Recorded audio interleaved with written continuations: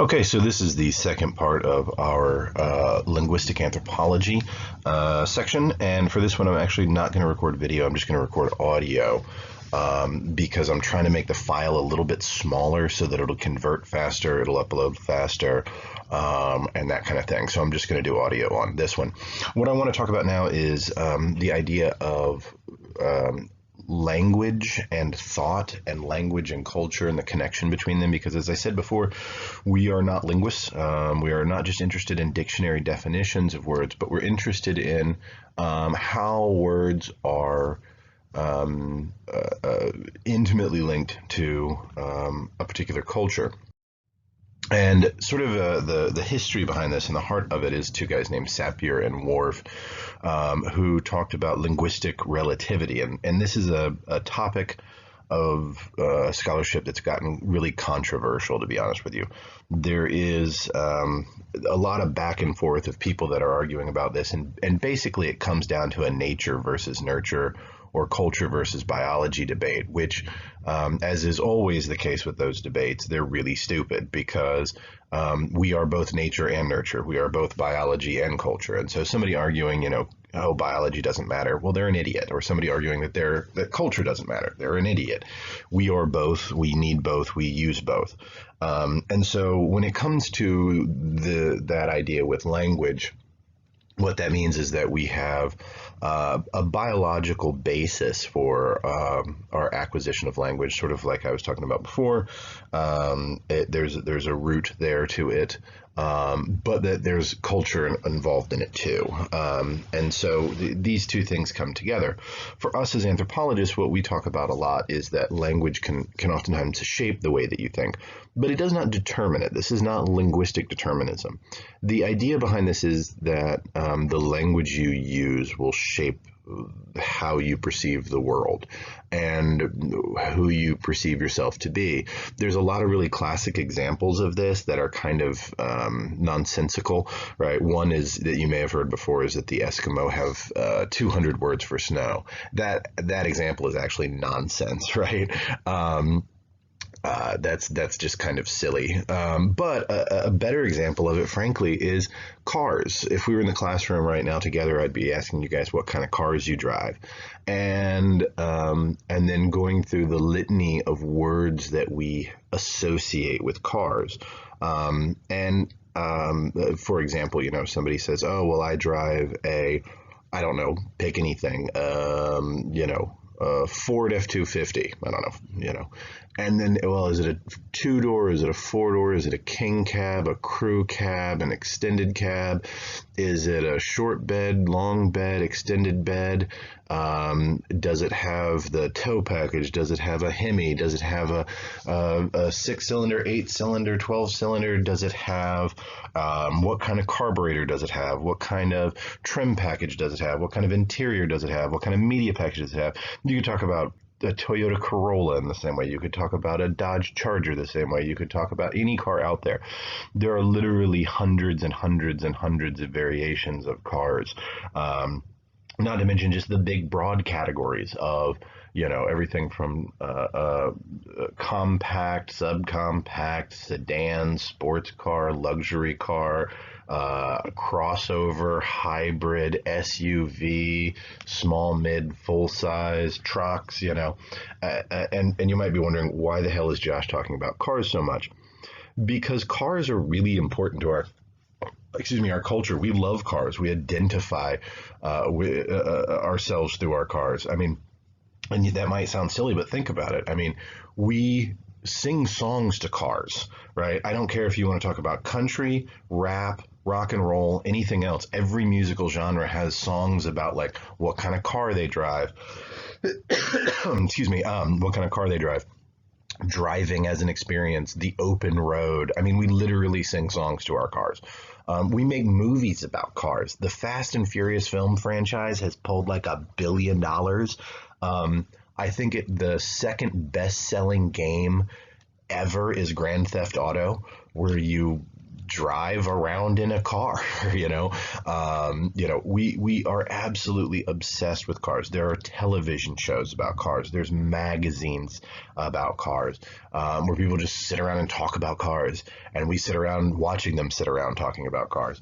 You know, across American subculture, whether you're talking about the inner city or the country or the whoever, we're obsessed with cars, and it shows in our language by the number of words that we have that we associate with cars. And so that's a big piece of this, right? It's a really interesting sort of component to it. But anyway, so yeah, that's what I'm trying to drive at there, is that, again, it's not that you can't understand what a car is, or what a particular kind of carburetor or transmission is, or an axle or something, without the word. You can understand it, you can perceive it, but it does shape it. That when you look at a car, if you're a car nut, you see something that the rest of us don't, because you have the words to perceive it. You have the words, and it's not that word allows you to perceive it, it's that the word reflects the culture that you have to perceive it, right? And so that's an example of it. There are others also that it might be a little bit more familiar to you. So, for example, this is why we have a push for the gender neutral language, right? Using like they rather than he or she. And before your English teacher gets all worked up and starts screaming about how these things have to agree in number and everything, actually, for most of the history of the English language, they was what you said if you didn't know the gender of a person. They was used to refer to singular individuals, right? Because it's considered today improper grammar. But honestly, throughout most of English, the history of English as a language, it was not. So again, you have to remember that grammar's made up. It's pretend rules that we just all agree to. And if we agree to different rules, then that's fine, So, so this is how it's been. Now, you might be wondering, like, well, why does it matter? It matters because actually a lot of research that's come out of psychology, that we find that when we have gendered language, it shapes how people think about who they are and what they can do. And they found this with really young kids, basically. Some of this research, to simplify it, what they'll do is show like a male doll and a female doll to little kids. And they'll be like, which one of these is president? Which one of these is a judge? Which one of these is a senator? Which one of these is a police officer? Which one of these is a doctor? Which one of these is a nurse? Which one of these is a secretary? Which one of these cooks and cleans, and that kind of stuff? And the little kids at an extremely early age have already learned what they can and can't do based on gender, because those little kids point at each doll in the same way that you are thinking of when I'm saying those words, right? That the male doll is these positions of power and everything like that, and the female doll is sort of these subservient positions. And so it does shape the way that we think about this, right? And that's very problematic. And so that's this push for it, right? Again, language shaping how we think. Another example, and it would be easier if we were in the classroom for this, is a group in the Amazon called the Pirahan. And they use these 4 terms for directions: upriver, downriver, towards the river, and towards the jungle. What's interesting, though, is if you're standing in the village and the river is off to your left, obviously that's towards the river. When you pass the river, though, it continues to be off to your left, even though you might be pointing away from the river. The reason for this is that they do not have a body-centric view of the world, and this is a little bit hard to describe, but they don't have a body-centric view of the world. For them, directions are not based on you as an individual and where you're standing the way that it is for us. So, for example, for me right now, my kitchen is off to my left, right? Even though if you're facing me, it would be off to your right. So those directions are very body-centric. For them, it's not about the body, it's about the village, because they have a very communal identity. And so the direction of everything is, where is it relation, not to me, but to the village, because we're all kind of in this together, right? And so it reflects a cultural understanding in a very different way, To cover some of the sort of core basics of language, I do want to talk about that some. So there's really two parts of language that are critical here, and one more so than the other for us: phonemes and morphemes. Phonemes are the smallest units of sound, like b or p or ch or things like that, right? Those are those really small units of sound that don't have any meaning in them in and of themselves, but that are a part of that you then put together to build language, right? Now, for various reasons, excuse me, sorry. For various reasons, we have devised a way to write all these phonemes down, and there's a couple of different reasons that we've done this. One is that no one language uses all of the phonemes that are out there. Human beings use about 400 phonemes. Languages themselves use individually anywhere from 10 to about 90 phonemes. English uses about 40. And so when you hear people that are like learning a new language, many times the biggest struggle is that they might be running across a phoneme that they've never heard before, right? The easiest example is for those of us that are native English speakers, when you encounter that rolling R in Spanish, like perro, right? We often stumble with that. The reason for that is that we don't have that phoneme in English, right? In other languages, for example, for native Spanish speakers, the b sound associated with the letter B and the v sound associated with the letter V, so B and V, for some, not all, but for some Spanish speakers, those two phonemes actually get blended together. And so it can be very difficult for some Spanish speakers to enunciate because they're not separate phonemes for them, right? It's not about intelligence. It's not about capacity. It's not about anything like that. It's just about the fact that we're all encountering these phonemes that are kind of new to us, right? And so because the International Phonetic Alphabet because phonemes are so diverse, we've developed what's called the International Phonetic Alphabet, right? This is a way to record all the phonemes that are out there. It also means that way we're not bound to one language. So, for example, the letter J in English makes the J sound. However, in Spanish, the letter J makes the H sound, like what we would think of as the letter H. And so we don't want it to be bound up to one language and one scholar and things like that. So it's the International Phonetic Alphabet. So, for example, excuse me, the K sound in kit or cat, right? What I want you to notice there is that has the same sound, k, right? We write those words for various historical reasons using different letters, but it's actually the same phoneme. We are not interested in letters, we are interested in sounds. And so we use the letter K in skill, but it's actually a different sound. It's a soft K, right? Which is why we put brackets around it instead of those slash marks, right? So it's not skill, right? It's skill, right? So that's a soft K. Another example of this is the sh sound. That's one phoneme, sh, right? But we have to use two letters because while we have about 40 phonemes in English, we only have 26 letters. So some of them we have to push into double duty, right? For example, the S and the H. S and H should sound like s, right? But it doesn't. It says sh, totally different phoneme.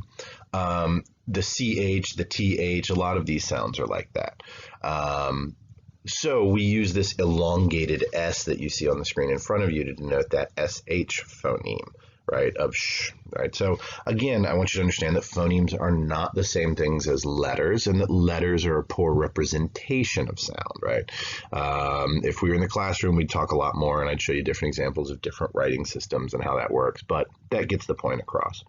The other thing is that you then make phonemes into morphemes, right? Morphemes are the smallest unit of sound that has meaning behind it, right? Phonemes are the smallest unit of sound. They don't have any meaning. Morphemes are the smallest unit of sound that have meaning right? They're the smallest sort of parts of words, right? They can be free and bound. So, for example, the word unbreakable is made of 3 phonemes: un, break, and able. What's interesting about this word is a free morpheme can stand on its own, like break. A bound morpheme can't. It has to be attached to something, like un. You know what un means, right?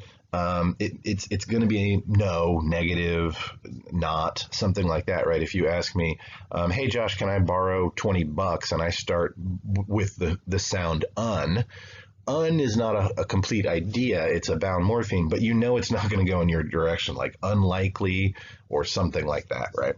And then able, which is a really interesting one because it can be both free and bound, right? Able can stand on its own, able, right? But in this context, it's actually a bound morpheme, okay? So this is actually the International Phonetic Alphabet. Up at the top of the screen, you see all of the consonants, right, that are most commonly used. Below that, and the way this table works is that it shows different ways that these sounds are actually created. It tells you like where, how your lip should be, where your tongue should be placed. Should you push air out or not? So some sounds you have to push air out, like the sound that we associate with the letter P, as in Paul or pull, or pop. You have to push air out of your throat in order to make that sound. You can't make the P sound with no air, right? Below that, there's some other ones that are interesting on here. Most of those consonants we do not use in English. If you've heard me talk about the Kung San in the Kalahari Desert, I've written it on the board before, and they have an exclamation point in front of their name. That's because that's actually a part of the International Phonetic Alphabet. It's not really the Kung San. We just say it that way because it's easier for us. My throat's dry from talking for the last 15 minutes, so I'm not going to be able to make this properly. But what the proper way to pronounce that is, right? If you've heard the language that is spoken in the movie Black Panther, that is actually the language that uses those things. They have like clicks and stuff like that. The name of the language is Kosa, and like we don't have those sounds, right? And so it's a very, very difficult language to learn. It's spoken in Southern Africa by a couple of different groups. There's a couple of related languages like Siswati and Zulu. Siswati is actually the language that's spoken in Swaziland, where I did some of my research. And so it's a very tough language, but that's what that exclamation point is all about. But there's other various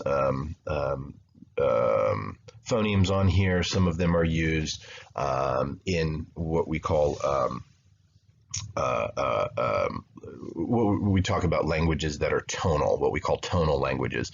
A tonal language is a language where shifting your tone actually changes the meaning of the word, even though the sounds remain the same. So like high, medium, or low. Do you raise the pitch or lower the pitch at the beginning or the middle or the end of the word? We don't really have this in English. But we have a leftover version from history. So for example, the sentence, John went home. If I say that flat, like I just did, it's a statement, John went home. But if I raise the pitch at the end of it, John went home, it just became a question, right? It changed the meaning. Well, for a lot of cultures, a lot of languages around the globe, particularly in Southeast Asia, if you raise the pitch, you can literally change the word from like tree to mother.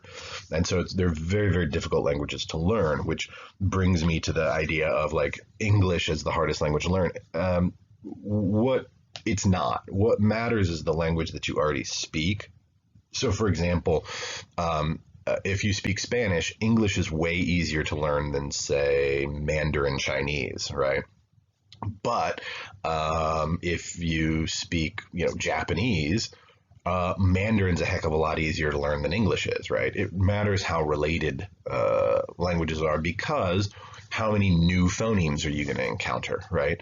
How many new sounds are you going to have to make, like and and all these things, right? If you encounter, as an English and Spanish speakers do when they learn each other's languages, if you encounter 2, 3, 4, 5, that's not too bad. Imagine having to make 25 or 30 new sounds. That's a hell of a lot more difficult, right? And down below this, you also see the vowels and things like that. And so a lot of these symbols we would never encounter in English or any European language, right? They're much more further afield than that. So what do you think this is? I will give you a second to look it over, to think about it. Because the International Phonetic Alphabet was actually invented by English speakers, there is a fair amount that crosses over, not a ton, but there is a fair amount that crosses over. And this is, in fact, my name, separated out with all of the phonemes separated. Joshua Crosby. The D3 looking thing there in the beginning, that's the J sound. So I point that out because, again, sometimes a sound is going to have two symbols. Sometimes a sound that we associate with two letters is going to have one symbol, these kinds of things, right? So as a fun little exercise, your assignment for this week is actually to write your name using the IPA. There is a document on Canvas called IPA American English. I will link it in this week's module. What I want you to do is, when you look at this, what it is they basically have a paragraph. It's like a fairy tale, like, the sun and the moon were talking one day kind of thing. And they write this paragraph out, and then they write it out using the IPA in American English, right? And what I would like you to do is use this to write your first and last name in a Word document. Now, of course, you're not going to find your name in there. What you're going to look for is sounds, okay? You're going to look for words that have it. So my name is Josh, so the J sound, I'd look for words like jump or job or judge, or you get the idea, right? Again, you're not looking for the letter, because it's not about letters, it's about sound. That's what I'm trying to reinforce with this assignment, right? It's about the sound that we make. And it will take you a minute to do this, okay? I will tell you, it takes a little bit of patience and time. You'll also find that there are International Phonetic Alphabet translators on Google. They are god-awful terrible. I am sure that you guys have used that to look at like English to Spanish, and you went, holy crap, that is not even remotely accurate. And so to tell you the truth, it's even worse with the IPA because it's so much more complicated than that. So you really don't want to use that. I'm not just saying that to try to keep you from doing it, but trust me, like, I always end up with like non-plumonic consonants, and I'm like, oh gee, what part of Namibia are you from that is in your name? I'm like, get out of here. And so it just doesn't work, right? But looking over this document, you will be able to do it, I promise. It does work. So yeah. All right, well, thank you guys very much. I will stop there to keep this short. I hope you're all doing well and being safe, and we'll talk soon.